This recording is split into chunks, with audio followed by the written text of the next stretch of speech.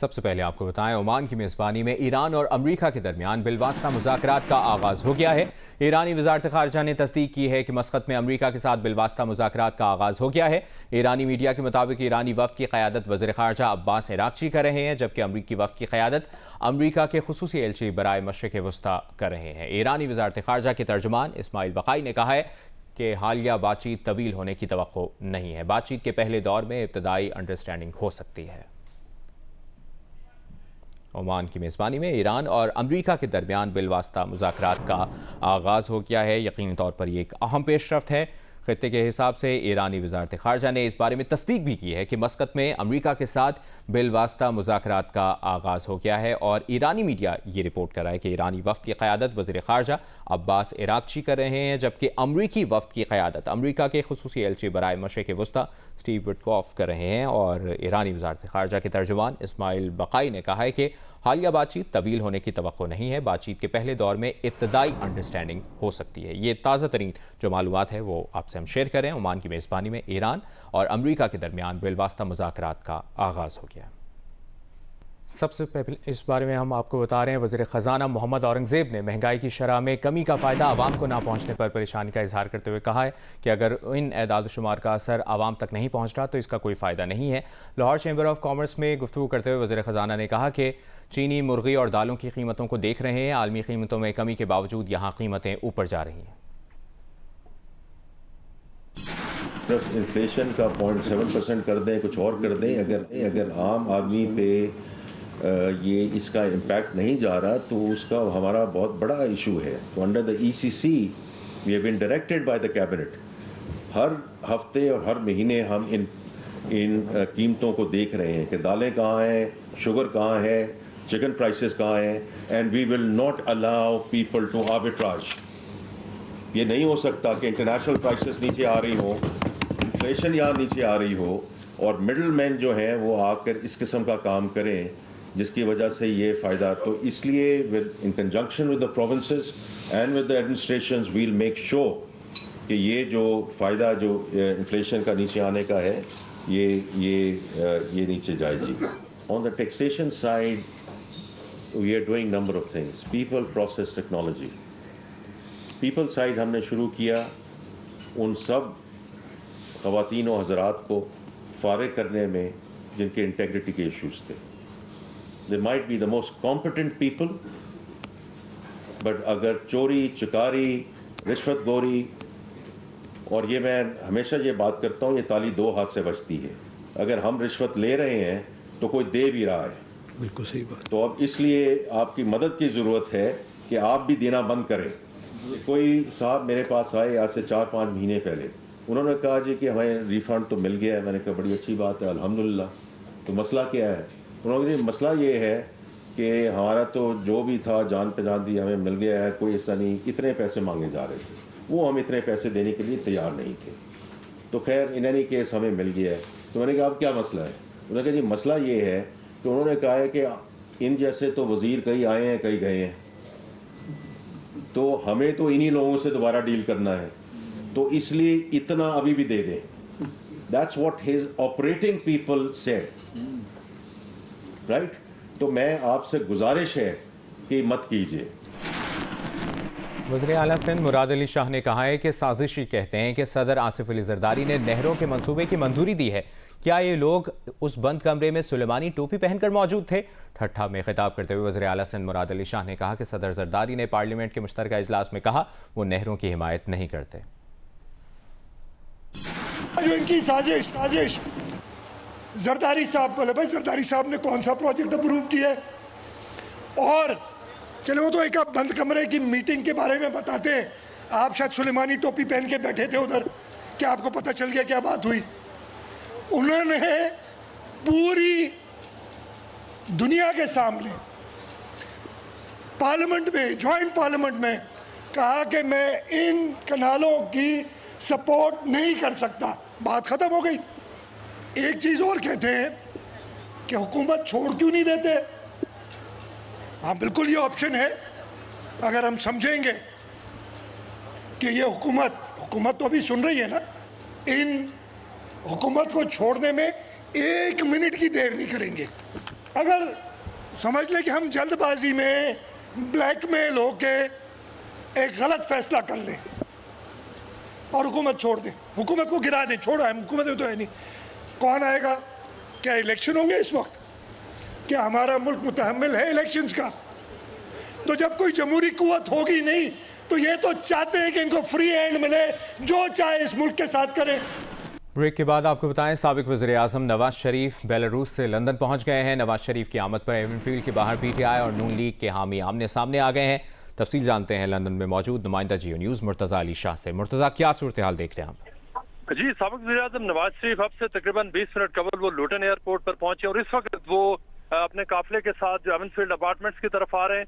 Avenfield apartments के बाहर यहाँ पर पाकिस्तान तहरीक इंसाफ और मुस्लिम लीग नवाज के जो हामी है वो एक दूसरे के आमने सामने, यहाँ पर दरमियान में पुलिस खड़ी है और दोनों अतराफ से एक दूसरे के खिलाफ नारेबाजी हो रही है। अब से थोड़ी देर कबल यहाँ स्कॉटलैंड यार्ड ने एक एक्टिविस्ट को गिरफ्तार किया, जिसके ऊपर कुछ अर्सा कबल यहाँ पुलिस ने पाबंदी लगाई थी कि वो एवनफील्ड अपार्टमेंट्स के बाहर नहीं जा सकता, लेकिन आज वो 100 मीटर्स के ऊपर पाबंदी थी, लेकिन आज उसने जो ही 100 मीटर का बैरियर क्रॉस किया तो पुलिस ने आकर उसको फौरन यहाँ से गिरफ्तार किया, उसको यहाँ से ले गए।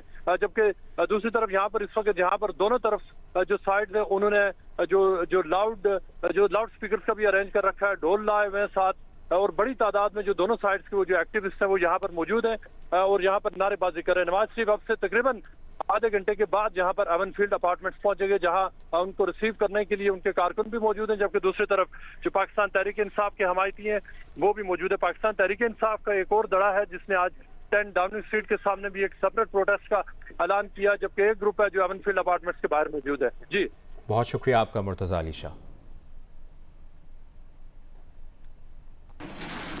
तहरीक इंसाफ ने आज़म स्वाति की इस्टेब्लिशमेंट से मुज़ाकरात की कोशिश को इनफरादी अमल करार दे दिया है। पीटीआई के सेक्रेटरी जनरल सलमान अकरम राजा ने कहा कि आज़म स्वाति अपने तौर पर कोशिश कर रहे हैं, बहैसियत पार्टी इसमें शामिल नहीं है। बानी की हिदायत से मुतालिक मुसद्दिका बात वही होगी जो बानी पीटीआई के तर्जुमान नियाज़ुल्लाह नियाज़ी करेंगे। अभाम पैदा करने के लिए बानी पीटीआई से मुलाकात होने नहीं दी जा रही। अच्छा सर, क्या एस्टेब्लिशमेंट से डील हो रही है? आजम खान स्वाति ने एक बयान दिया कि हमारी कुछ नहीं है, ये स्वाति साहब अपने तौर पर जो कोशिश कर रही है तो ये उनकी कोशिश है।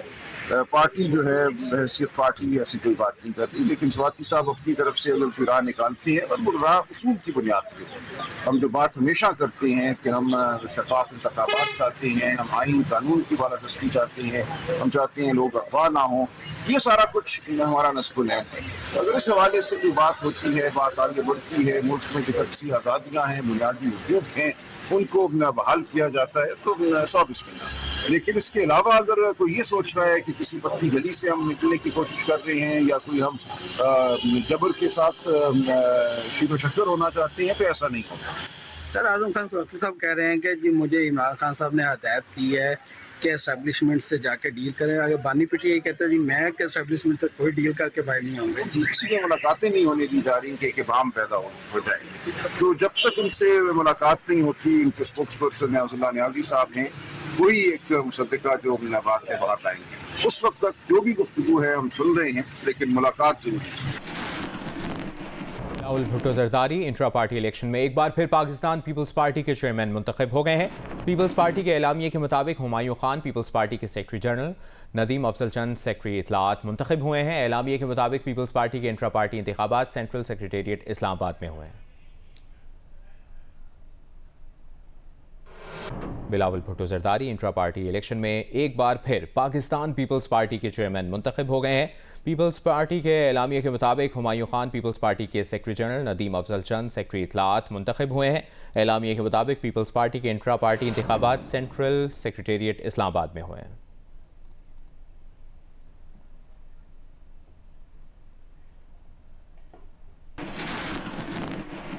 मेयर कराची मुर्तज़ा वहाब की गवर्नर सिंध कामरान टिसोरी से मुलाकात हुई है। मेयर कराची ने कहा कि उनका और कामरान टिसोरी का मकसद शहर की बेहतरी है। इस मौके पर गवर्नर सिंध ने कहा कि मेयर मुर्तज़ा वहाब अच्छा काम कर रहे हैं, उनसे ताउन जारी रखेंगे। जो मेरे बड़े हैं 40 साल से सियासत कर रहे हैं, लेकिन मैं उनको ये कहूँगा कि ये 2025 है, इसमें हमें सियासत ना सिखाएं, हमें अपना काम करने दें। अगर आप आकर इन कामों में हाथ बटाना चाहते हैं تو کوئی آپ کو آئینی رکاوٹ نہیں ہے. آپ 40 سال سے اس شہر کو جانتے ہیں. آپ بھی چلیں میری طرح لوگوں کے آگے ہاتھ پھیلاتے ہیں, ان کے لیے پلاٹ مانگتے ہیں, ان کے روزگار کے لیے نوکریاں مانگتے ہیں, اور ان کے زخموں پہ مرہم رکھنے کے لیے اکٹھے چلتے ہیں. پہلے بھی میں نے ایک کو کہا تھا آ جاؤ موٹر سائیکل پہ شہر گھماؤں گا, تو یہ سفید پرچم والے کو بھی کہتا ہوں آ جاؤ, میں ڈرائیو کروں گا, تم میرے ساتھ بیٹھو, ایک ایک کے گھر چلتے ہیں. میں ہیوی ٹریفک نے ایک اور جان لے لی. بلدیہ ٹاؤن میں واٹر ٹینکر کی ٹکر سے 4 سالہ عفان جاں بحق ہو گیا. متوفی عفان کے چچا نے کہا ہے کہ گراؤنڈ میں کھیلتے بچے کو واٹر ٹینکر نے کچلا ہے. کھیل کے گراؤنڈ پر واٹر ٹینکرز کا قبضہ ہے. ہمارے بچے اب گراؤنڈ میں بھی محفوظ نہیں ہیں. جبکہ ایس ایس پی کی ماڑی کیپٹن فیضان نے کہا کہ بچہ کھیلتے ہوئے سڑک پار کر رہا تھا, اس وقت یہ حادثہ پیش آیا.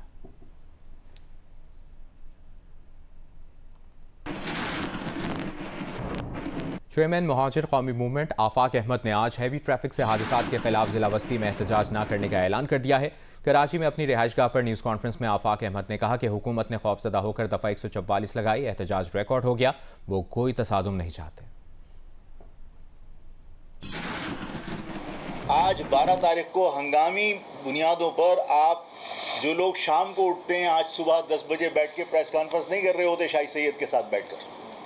ظاہر ہے کہ میرے موقف کی حمایت کو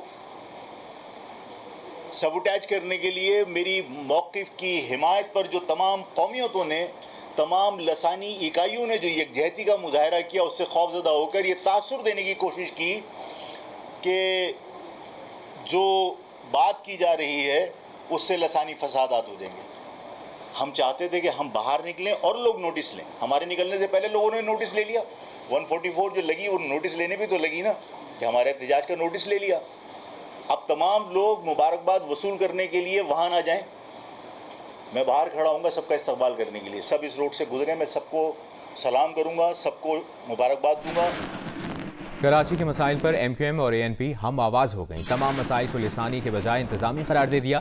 اے این پی کے رہنما شاہی سید کے ساتھ مشترکہ پریس کانفرنس میں خالد مقبول صدیقی نے کہا کراچی کے حالات کی خرابی کی سب سے بڑی وجہ 50 سال سے شہر کے ساتھ جاری ناانصافی ہے.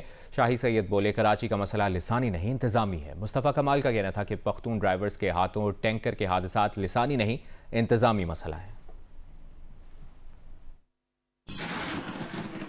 سچی بات تو یہ ہے کہ شہر کے حالات میں کسی کا سب سے بڑا ہاتھ ہے خراب کرنے میں, تو مستقل 50 سال سے اس شہر کے ساتھ ہونے والی ناانصافی ہے.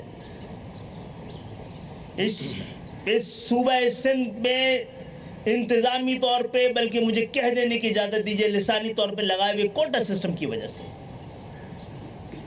اور گزشتہ 20-25 سال سے اس کوٹا سسٹم میں سے بھی سندھ کے شہری علاقوں کے لیے کوئی حصہ نہیں چھوڑا گیا ہے, نہ تعلیمی اداروں میں, نہ نوکریوں میں, نہ کاروبار میں. موجودہ کراچی کا جو حالات ہے ہم اس کو اگر گہرائی سے دیکھیں تو یہ کوئی لسانی مسئلہ نہیں ہے, یہ مسئلہ ہے انتظامی. اس کو رنگ ابھی لسانی دینے کی کوشش کی جا رہی ہے. حقیقت یہ نہیں ہے, حقیقت کچھ اور ہے. حقیقت یہ ہے کہ کراچی میں بے روزگاری, کراچی میں ایجوکیشن میں بھی دھاندلی, میرٹ کا قتل, یہ کسی کا مسئلہ نہیں ہے, یہ انتظامی مسئلہ ہے. اور ہم نے مل کر کے حکومت وقت سے چیزیں لینی ہیں کہ ہمیں پانی بھی گھروں میں نلکوں میں چاہیے, ہمیں بجلی بھی اپنے ٹائم پہ چاہیے. جو ہمارا حق ہے وہ حکومت وقت سے ہم مانگے اور مل کے مانگے. سب لوگ یہ نیت کر کے نکلتے کہ آج ہم نے جو مہاجروں پہ ٹینکر چلانا ہے تو سینکڑوں لوگ ایک دن میں شہید ہوتے, بعد میں آپ اس کو کچھ بھی کرتے. اور سارے مہاجر اگر یہ نیت کر کے اگر نکلتے کہ آج ہم نے سارے جو بھی ٹینکر نظر آئے, ٹرولر نظر آئے, جلا دے, تو ہزاروں میں ٹینکر چلتے. یہ جو 10-12 کی تعداد آتی ہے اور ایک یہ میں سمجھتا ہوں انتظامی معاملہ ہے, اس کو انتظامی طور پہ دینا جائے گا. اور ابھی آپ کو بتائیں H B L P S L 10 کے دوسرے میچ میں کوئٹہ گلیڈیٹرز نے پشاور زلمی کو 80 رن سے ہرا دیا ہے. 217 رنز کے ہدف کے تعاقب میں پشاور زلمی 136 رنز پر آل آؤٹ ہو گئی. H B L P S L 10 کے دوسرے میچ میں کوئٹہ گلیڈیٹرز کامیاب.